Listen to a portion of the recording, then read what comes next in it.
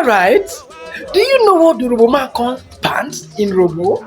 How do you call pants? A panty. Idrosi yese tani idrosi. And it seems like ah idrosi seems to be a corrupted form of English. But Urhobo man calls pant idrosi. Idrosi maybe 18 in oro. Maybe idrosi me every bedroom na. No see you know. Idrosi wa agbegbe na iwo bi 18. Won go fia. He mean that. He said, you trust me. Say my hand that I kept, they who removed it. Maybe someone else responded that you trust you know I will be a waiting. Say that your drugs are very dirty.